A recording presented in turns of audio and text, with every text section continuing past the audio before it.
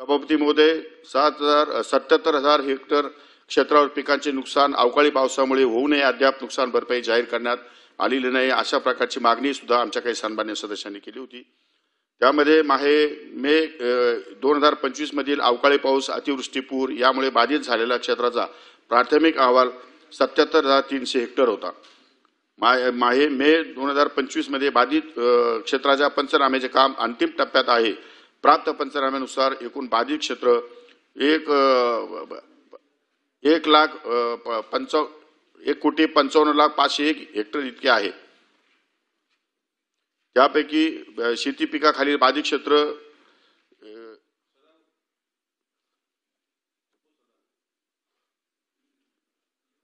1,55,500 hectare इतका आहे आणि 1,19,000 हेक्टर फळ पिकाखालील बाधित क्षेत्र 36,268 हेक्टर आहे। शेती नुकसानीचे पंचनामे तातडीने पूर्ण करावे। कोकणात शेतीबरोबर घरे, गोठे यांचेही नुकसान झाले आहे, त्याचे पंचनामे करावे अशी मागणी सन्माननीय सदस्यांनी केली आहे। फेब्रुवारी ते मे 2025 या काळातील प्राप्त पंचनाम्यानुसार एकूण 1,86,226 हेक्टर क्षेत्र बाधित झाले आहे।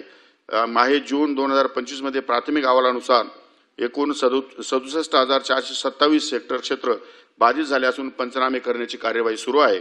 घरे, गोठे यांचे नुकसान झालेले पंचनामे करणे ही बाब मदत व पुनर्वसन विभागाशी संबंधित असल्यामुळे त्या विभागाशी चर्चा करून त्यांनाही या संदर्भात आदेशित करण्यासाठी विनंती करण्यात येईल। सभापती महोदय, शेतीसाठी उपलब्ध युरियाचा वापर शेतकऱ्याला फायदा झाला नाही, विमा कंपनीला झाला।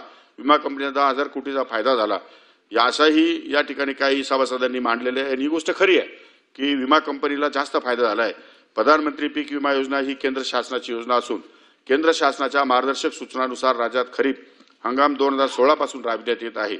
सन 2016-17 ते सन 2023-24 या कालावधीत प्रधानमंत्री पीक विमा योजनेअंतर्गत एकूण 43,201.33 कोटी इतक्या रकमेचा विमा हप्ता जमा झालेला असून शेतकऱ्यांना दिलेल्या नुकसान भरपाईची रक्कम ही 32,629.73 कोटी, जी एकूण विमा हप्त्याच्या 76% इतकी आहे। राज्यातील शेतकऱ्यांना प्रतिवर्षी 4,080 कोटी इतकी विमा नुकसान भरपाई मिळाली। विमा कंपन्यांना 7,173 कोटी इतका नफा झाला असून विमा कंपन्यांनी 2,322.61 कोटी शासनाला परतावा या ठिकाणी दिलेला आहे। पीक विमा मंजूर झाल्यावर 10 दिवसात खात्यात पैसे जमा करावा लागतो। 2023-24 चा खरीप रब्बीचा विमा अजून शेतकऱ्यांना खात्यात जमा नाही, असाही काही सभासदांनी या ठिकाणी माहिती दिली आहे। त्याप्रमाणे मी माहिती घेतली असता 2023 चा खरीप 77 कोटी पीक विमा हा येणं अजून बाकी आहे। 23-24 चा रब्बीचा पीक विमा बाकी आहे। त्यामुळे 2023 व रब्बी खरीप 2023 व रब्बी 2023-24 मधील एकूण 262.70 कोटी विमा नुकसान भरपाई प्रलंबित असून त्याचे वाटप प्रगतीपथावर आहे। खरीप 2024 चा 400 कोटीचा पीक विमा बाकी आहे। राज्याने 1,015 कोटी अजून पीक विम्याचे भरले नाही, म्हणून विमा कंपन्यांनी शेतकऱ्यांना पैसे दिलेले नाही। राज्याचा हप्ता लवकरात लवकर 8 दिवसाच्या आतमध्ये या ठिकाणी विमा कंपनीला भरण्यात येईल आणि त्यानंतर लगेच ते शेतकऱ्यांना पैसे अदा करण्यासाठी शासन त्या ठिकाणी डीबीटीच्या मार्फत प्रयत्न करेल। 15 दिवसाच्या आतमध्ये शासनाकडून सर्व शेतकऱ्यांना विम्याची रक्कम जाईल, अशा प्रकारचं मी सभागृहाला आश्वासित करतो। 15 दिवसाच्या आतमध्ये शासनाकडून सर्व शेतकऱ्यांना विम्याची रक्कम जाईल, अशा प्रकारचं मी सभागृहाला आश्वासित करतो। खरीप हंगाम 2024 मधील राज्य शासन विमा हप्ता 1,028.97 कोटी विमा कंपन्यांना वितरणाची कार्यवाही या ठिकाणी प्रगतीपथावर आहे। त्यामुळे अशा प्रकारे कुठल्याही शेतकरी हा पीक विम्यापासून वंचित राहणार नाही, यासाठी शासन निश्चितपणे काळजी घेईल। 4 ट्रिगर ऐवजी 1 ट्रिगर का केला? राज्याचा व केंद्राचा वाटा समान असताना हा बदल का केला, असा एक प्रश्न आमच्या सन्माननीय सदस्यांनी विचारलेला आहे। सर्वसमावेशक पीक विमा योजनेअंतर्गत 1 रुपयात पीक विमा देण्याचा निर्णय झाल्यापासून या योजनेचा गैरप्रकारे फायदा घेण्याचे प्रमाण वाढल्याचे मोठ्या प्रमाणात निदर्शनास आले। विमा कंपन्यांच्या कार्यपद्धतीबाबत देखील शेतकऱ्यांच्या तक्रारी आहेत। त्यामुळे सर्वसमावेशक पीक विमा योजनेत बदल करून पीक कापणी प्रयोगावर आधारित सुधारित पीक विमा योजना राबविण्याचा निर्णय घेण्यात आला।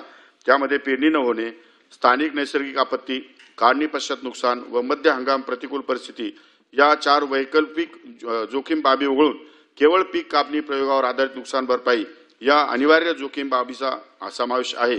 पीक विमा योजना बंद करण्यात आल्या संदर्भात अनेक शेतकऱ्यांनी अनेक सभासदांनी या ठिकाणी त्यांच्या भाषणात मांडलेलं आहे।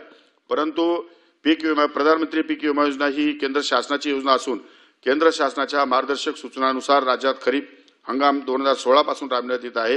ही योजना बंद करण्यात आलेली नाही। दिनांक 24/6/2025 रोजीच्या शासन निर्णयान्वये सन 2025-26 मध्ये सुधारित पीक विमा योजना राबविण्यात आलेली आहे। त्यामध्ये ट्रिगर अगोदरचे 3 ट्रिगर कमी केलेले असल्यामुळे या पीक विमा योजनेमध्ये जे टेंडर्स आले त्यामध्ये जवळपास 4,500 कोटी रुपये हे राज्य शासनाला या ठिकाणी कमी भरावे लागतील आणि त्यामुळे ती 5,000 कोटी रुपयाची भांडवली गुंतवणूक शेतामध्ये करण्यासाठी आपण पीक विमा योजना सुधारित या ठिकाणी केलेली आहे। जुन्या पद्धतीनुसार पीक विमा योजना लागू केलेली आहे।